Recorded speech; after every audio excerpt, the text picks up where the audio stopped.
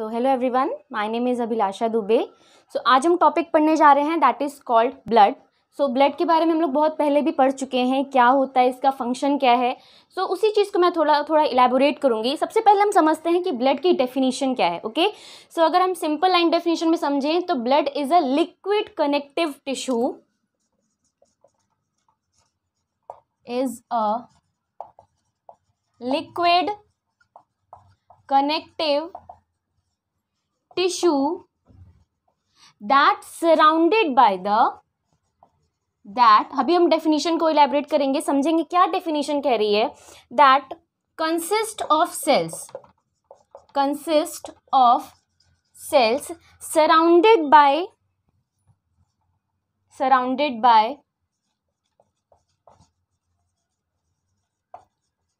Extra cellular matrix.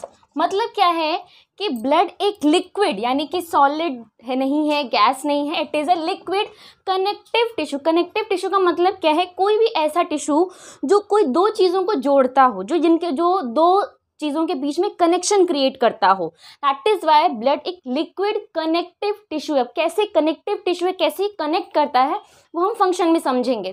That consist of sales, क्या है इसमें, सेल्स है, राइट। अगर हम बात करें, ये सेल्स हैं, ठीक है, ये cells surrounded by the extra cellular matrix. Surrounded किससे सराउंडेड है, एक्स्ट्रा सेलुलर मैट्रिक्स। अभी एक्स्ट्रा सेलुलर मैट्रिक्स क्या होता है, एक्स्ट्रा मतलब अलग, सेलुलर मतलब सेल के अलावा, सेल से बाहर जो मैट्रिक्स है, right, it is in liquid form. ये जो सेल से बाहर ये एक लिक्विड फॉर्म होगा। तो यानी कि ब्लड हमारा एक लिक्विड कनेक्टिव टिश्यू है जिसमें दो चीजें हैं, एक तो लिक्विड जो हमारा एक्स्ट्रा सेलुलर मैट्रिक्स है, और cells, right, surrounded by the cells by extra cellular matrix. Okay, इतनी बात समझ में आ गई कि blood is a liquid connective tissue consist of cells, मतलब सेल्स हैं इसमें, और एक्स्ट्रा सेलुलर मैट्रिक्स है जो कि लिक्विड फॉर्म में है। ओके, इतनी चीज हमने समझ ली। ओके, अब हम बात करते हैं इसके फंक्शन पे। क्या फंक्शन है इसका, मैं फंक्शन को इलेबोरेट करूंगी। पहला है, अगर हम फंक्शन की बात करें, पहला फंक्शन है इसका transportation.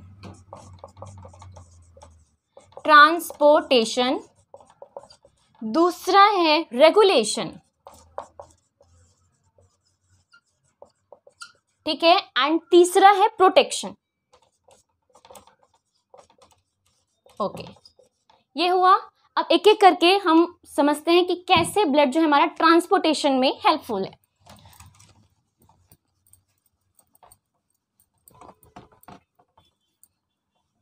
Okay, so first function is transportation.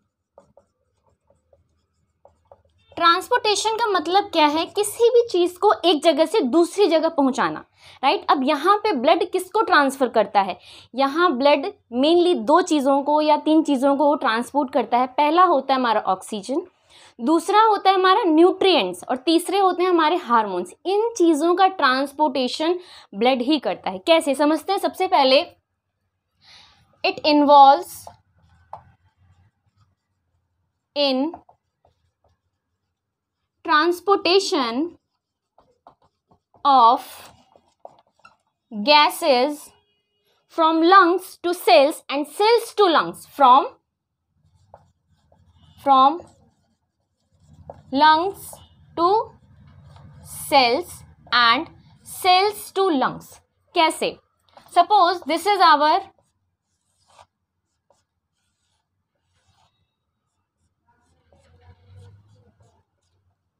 बहुत रफली डायग्राम बनाया मैंने। This is our lungs. अब हम जब भी इंस्पिरेशन करते हैं, इंस्पिरेशन का मतलब सांस लेना, बाहर से ऑक्सीजन हमारे लंग्स में एंटर करती है, उसी प्रोसेस को ही हम बोलते हैं इंस्पिरेशन। तो जब भी हम इंस्पिरेशन कर रहे हैं या इनहेल कर रहे हैं, ऑक्सीजन हमारी बॉडी में एंटर कर रही है, लंग्स में जा रही है, राइट, ये ऑक्सीजन एंटर की।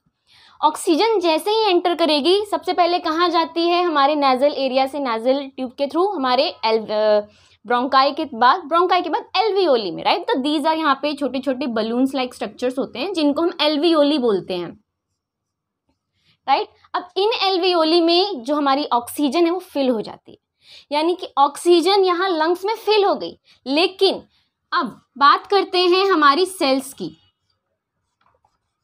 सेल्स, हमारी पूरी बॉडी की सेल्स, कहीं पे हमारी जितनी भी बॉडी की सेल्स हैं सबको ऑक्सीजन की रिक्वायरमेंट होती है उनके रेस्पिरेशन के लिए, जिनको बोलते हैं सेलुलर रेस्पिरेशन। क्योंकि हमारी जितनी भी सेल्स हैं इनको अपने बेसिक मेटाबॉलिक प्रोसेस के लिए, जो भी हम फूड हम खाते हैं, जितनी भी प्रोसेस हैं या जीवित रहने के लिए ऑक्सीजन की ज़रूरत है, राइट। तो उस ऑक्सीजन को कौन लेकर के आएगा? अब सेल्स तो जाएंगे नहीं लंग्स के पास कि भैया हमको ऑक्सीजन दे दो, तो अब ये ऑक्सीजन हमारे सेल्स तक जानी है। कैसे? This is only possible via our blood. कैसे? Suppose this is our cells, whole body cells, okay. अब यहाँ पे ऑक्सीजन है, ये सेल्स है पूरी बॉडी की। अब इस ऑक्सीजन को इस सेल्स में पहुंचाने का काम कौन करेगा? ब्लड। कैसे? Via arteries. Arteries always contains oxygenated blood.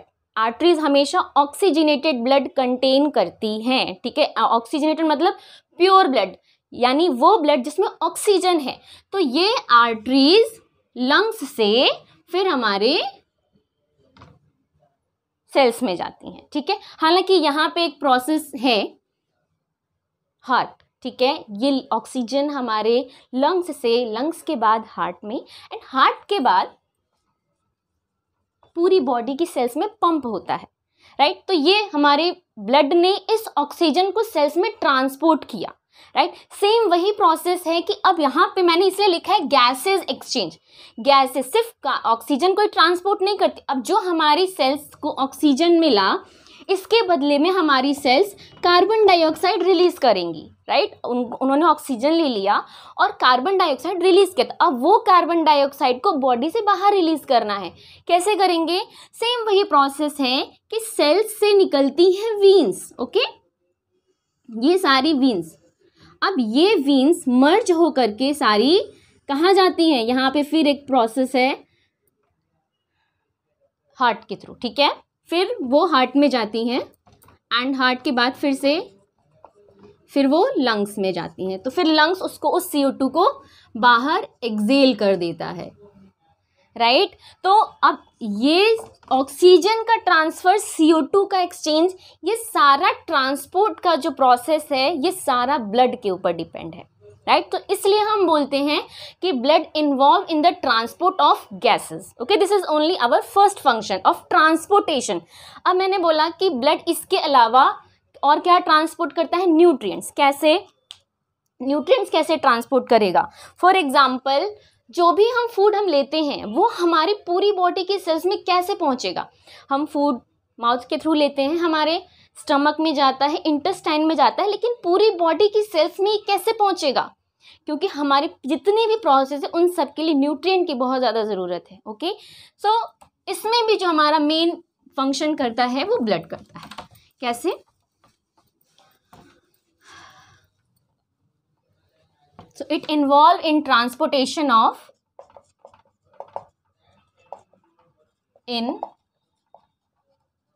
transportation